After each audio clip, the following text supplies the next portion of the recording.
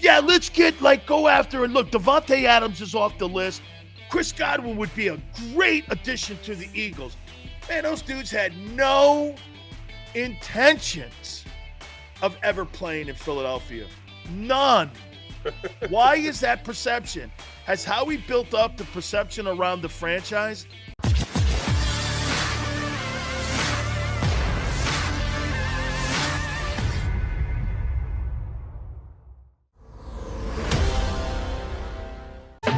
Welcome back to the middle. Barrett Brooks, Dan Sileo. 007. The Dipper was insane. You'll never see this. 50 points and 25 rebounds a night over 81 games ever in the NBA. You will never see a guy average 50 points and 25 rebounds in a season. That's what he did. Dude, 50 points, you're muted. 50 points, dude. Oh, man. Wilt was just an absolute. He was just amazing. Are you still working on that thing? He's still working on it. The mic ain't working. This is, bro, man. You need a refund on that thing. Nope. See, look. Hey, Xander, did you get him that? Man. Holy.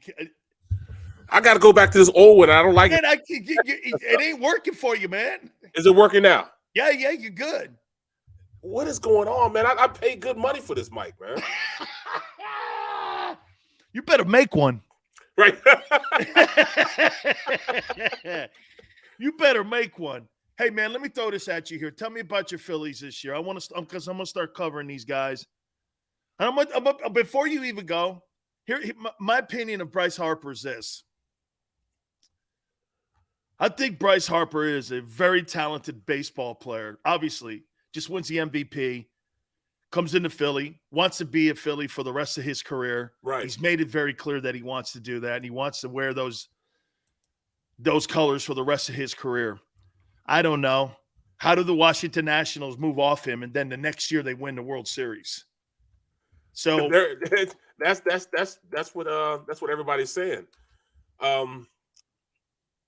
I think they're totally committed now. You know, they're over the luxury tax for once. You know, and the owner wasn't trying to do that. Milton wasn't trying to do that, but he's doing it. He's going out. He's getting players, man. And I mean, as they go forward, how could you not say they're not totally invested this year? I mean, they're backup pitching. I'm still looking at that. What are they going to do? You know, Zach Wheeler's going to be all right. Aaron Nola. The starters are going to be cool. But after that, man, they're nowhere in Atlanta's league. No, they were in Atlanta's league last year. Last year, they were going tit for tat with them. They were battling with them. You know what I'm saying? They were battling with them. I think they have some guns now, you know, ready to go, you know. But here's why I say that. They spend $120 million less than them. Their organization that was set up by all those great people that knew how to run that organization. And John Shearholtz is the guy I was thinking of, who put that blueprint down where everything was going to come out of the farm system. They were going to go starting pitching. You know, the one thing that the Braves always do that no one else does in baseball, when they go into the draft, they are constantly looking at arms. No matter what it is, position players to them are a dime a dozen. They don't care. They'll move off of players. They'll move it. They just moved the MVP. I can't believe that. They moved. Really? That's their mentality, Barrett. They believe in investing in pitching, bullpen. That's the old John Shearholtz blueprint of why that team never gets ever caught up when it comes to being strapped with money. I'll tell you another team that does that. I covered them for 12 years. The Tampa Bay shitty Rays. I mean, they move off of David Price, Evan Longoria, Carl Crawford. They don't care. They bring Desmond Jennings up from Durham, that minor league system. How do you spend over $250 million in payroll when you're the Yankees and the Red Sox, and you're going against a team that spends $60 million in payroll, who wins 92 games every year, Was and Real is always Mutual there? in the playoffs. Was Real Mutual there also? Who? Was he with the Rays? JT, Real Muto? Yes. The best. At the time, he was the best catcher in baseball. They have had some of the best minor, but you know what? Again, David Price's contract is up. Move off him. Okay, it doesn't matter. They had a Cy Young Award winner who they traded him to the Padres. Escapes my mind his name. They moved off of him, and they still went to the playoffs. Well, I mean, it's remarkable. I mean, at least the Phillies are trying to compete. You know, the winner got sober. I don't know why they signed back Odubel. I mean, that to me, Odubel Herrera. I mean, he's just a guy. You know, we're gonna have center field again. Why? I don't understand it, man. But their farm system sucks. Well, it hadn't been good since it's 08, 09. It's Charlie Manuel. Exactly. So I don't know, man. You know, Didi should be okay. Should be. He didn't show me much last year. Scott Kingery, he has to step it up. Baum has to step it up. You know, I mean, right now he is the third baseman, but man, he's got to step it up, man. They've got to step it up. Their pitching and their team defense has to improve. That's how Barrett, I watched the baseball organization make it to the playoffs every year, and you couldn't name a guy on the team because they had great defense and starting pitching and bullpens. The Rays don't really even have a starters. You know what they call them? They're called like openers who go like 2 innings and they get to their bullpen. And that's why you never want to go to a Rays game, dude. It's a 7-hour event. It's just terrible. I mean, and plus nobody's in the stands. And you know what you have? It's like either a geriatric night or bingo night or right.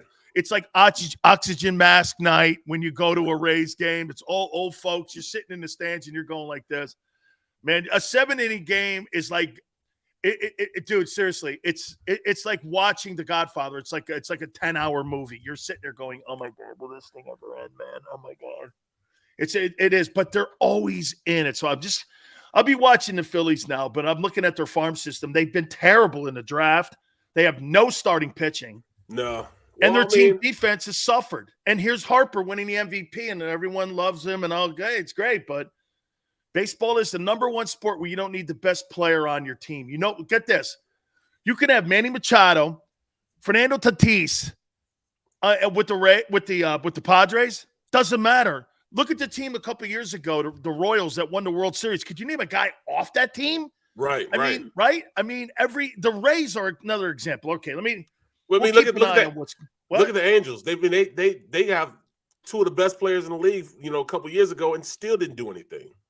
Nothing. So, man, I get it, man. I get it. Look at the Yankees. The Yankees just suck. Wild ones right now. I mean, it is. That was your squad too, wasn't it? What? That was your squad too, wasn't it? Oh, no. Yeah, it was? No, is. Is, man. Is. I mean, they suck wildly right now, man. That team gets me going. All right, let's go into free agency now here with the Eagles. I want to show you a list of the top 15. I got a list here. Look how many have been taken off of the top 15 free agents, according to Pro Football Focus. Right. There's only 4 left. Exactly. They are going off like hotcakes, aren't they? So how come Howie's not playing free agency this year?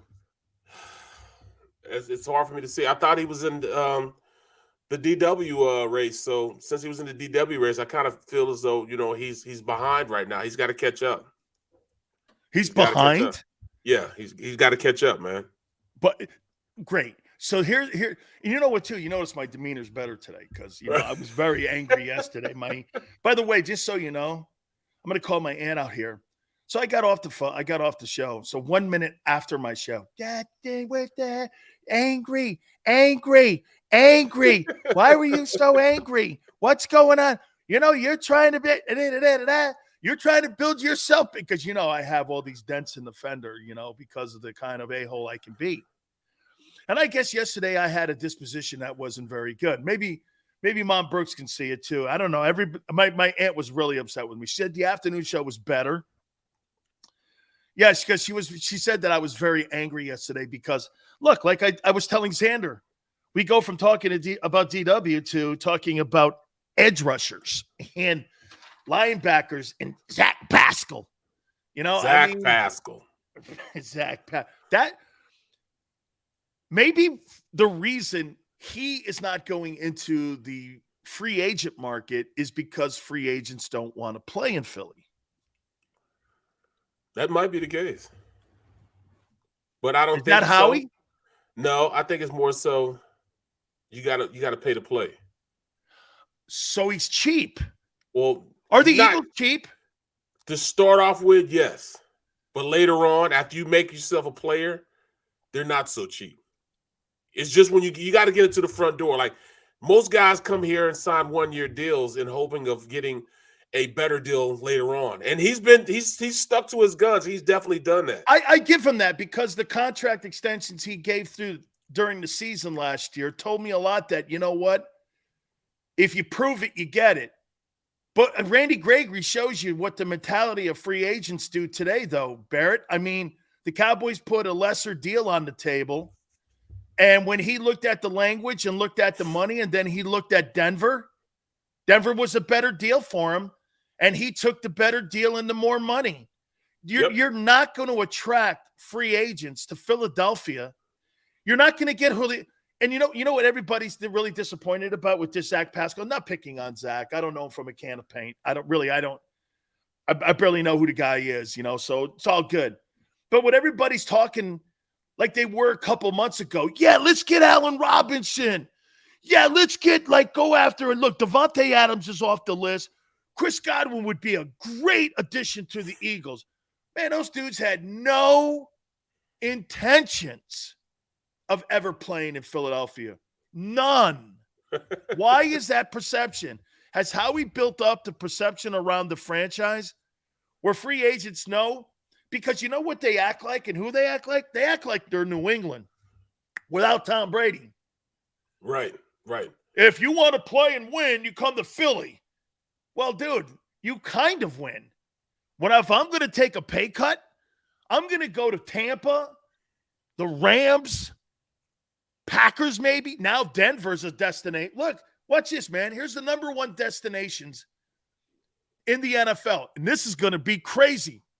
Would you say, Barrett, that Cincinnati, Ohio, is now a destination for free agents? Oh, no question. It started last year. And you would take less money to play there. Exactly. Absolutely. Because of Joe Burrow. Absolutely. He changes how you look at it. Yes, you would definitely go to Cincinnati to play with a young quarterback like that. Cleveland, is that now a destination?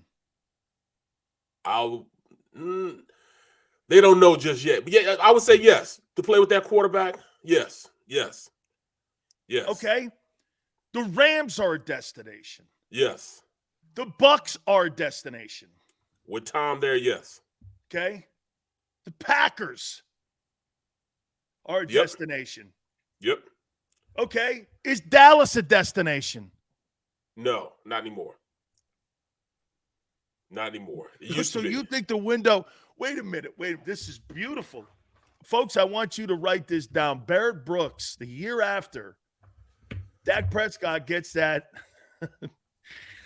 $50 million, $45 million deal, $42 million per year deal. You're saying that the window for the Dallas Cowboys is closed for Super Bowls. There's no question about that. All the players they just let go. Oh, yeah. They let too many players go, and it just goes to show that, they worked out a deal for Lawrence, got him back. But, for the most part, they let a lot of those guys. Neal is still out there in free agency. They're safety. Van Der Esch is still out there. That's a lot of, players that, gave their all to this Dallas team that they're just letting walk. They just let a lot of guys walk, man. Amari Cooper, I gone. Gave that quarterback all that money, and my return on my investment is my Super Bowl window's closed now. Absolutely. Well, I want a refund. Right. Hey, I want a freaking refund. Exactly. I'm stuck with a 42. Cowboys can't be happy with Dak Prescott. No. Cowboys can't be happy with Dak. They can't be happy with Zeke? you know, definitely not Zeke. You know, they're talking about, you know, he's not even going to be starting next year. You got $18 million wrapped in his ass this year and $42 million wrapped up in Dak Prescott. Hoss, you got $60 million in two players that are not even top 10 guys? Yep. Holy cow, man. Are the Cowboys have to have the worst offseason so far. They're lesser and they're paying money for players that they shouldn't be paying for. Look at and get this. That's what makes the sign with Fletcher Cox pretty impressive how he did. He got 4.8 off that. He got 4.8 off that salary and put it towards the cap. Exactly. It back. Yep. At lesser dough, man. I mean, wow. To me, that makes a lot of sense that he brought him back for which really is the going rate for defensive linemen, you know, these days. And if you want to talk about stature, he is a top defensive lineman.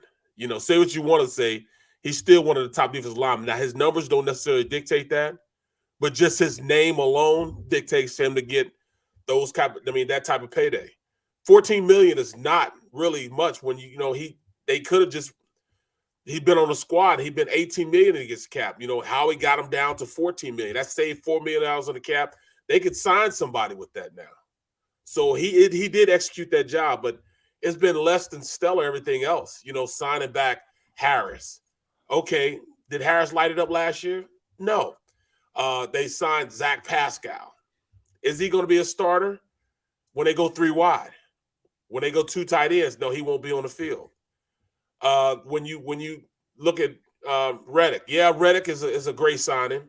He is perfect for the defense they will run. He'll run Sam when they run. When he'll be a Sam backer when they have a regular defense in, which is a 4-3. But how many teams run regular formation? You know, it's usually they're in 11 formation, which dictates you put in nickel. Nickel is 4 down linemen and 2 linebackers, which then moves him to the defensive line. And he's not going to be able to run on first or second down. He's going to be a third down type of guy or second and long type of guy. I mean, I don't know how good he can hold up against the run. So has he done okay? To me, he's done below average with the signing of Zach Pascal. With that deal, it really didn't float my boat, man. So. How about this? I mean, are the Eagles better since the Buccaneer loss in the playoffs? Or are they worse? I mean, and here's something that people are going to go, well, the draft's coming up. Man, that's not a barometer on how good your team's going to be in 2022. So don't use that because you have no idea if those guys are going to take their game from the college level and if they're going to be able to fit in right away. Hey, some guys are Micah Parsons and some guys aren't. It takes some time. Hey, that's a great question for you, Barry, because you played 10 plus years.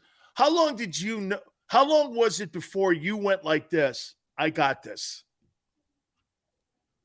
Say it again. How long did it take for you as in your rookie year when you knew? Because look, or did you ever know that you had this and that you could play a long time? Or did the years just pile up and you just went, wow, I've played this long? Did it ever dawn on you in your rookie year? Like Michael Parsons had to realize after a while, he went like this. I got this, man. I'm feeling it. You know when you've made it. You know when you're in it. I never felt it, obviously. Was there a time for you that you felt it, that you went, I made this thing? Because I got drafted in the second round, I felt it a little bit after my 3rd year. Huh?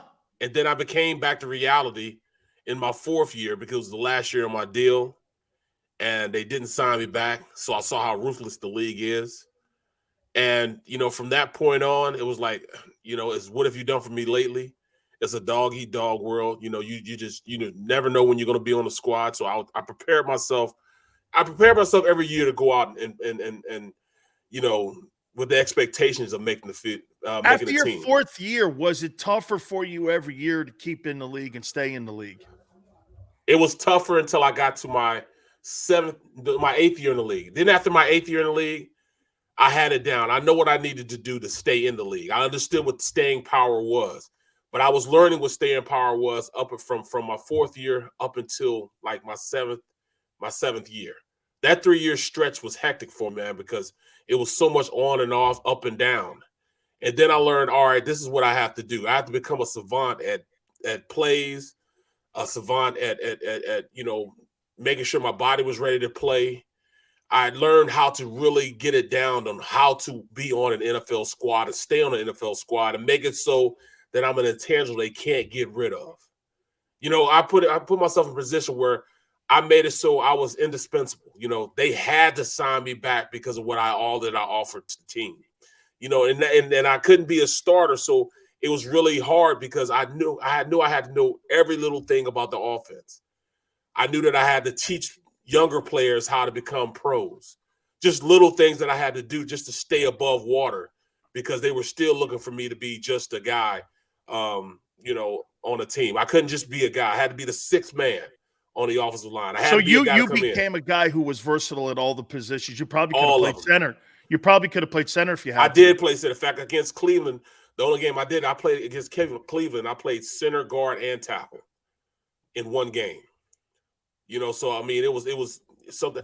I had dude. That's injuries. a guy I want. You talk about value, dude. Exactly. And if I don't have to pay you top end dough, I can pay you middle of the row. Yep. Hey, Barrett, you made $20 million in your career. I'm not dismissing anything, and I'm not insulting you. Hopefully, you don't take it that way. You made $20 million in your career. That's spectacular over 12 years. But for you, what you did was you made sure that you became versatile in that whole thing. And they looked at your salary and said, well, I'm not paying him $15 million a year. Okay. I'm probably paying him $4.5 million in here to play for me, but he could play all these positions. So I'm gonna do you one better. I didn't make that much, bro. I made less than $20 million. And the most I made in 1 year was $2.3 million. Steelers? My first year with the Steelers. My first year. After that, it was the league minimum. And the league minimum was, a little over $1 million, but still. Yeah. So I nickel and dime the league for a long time.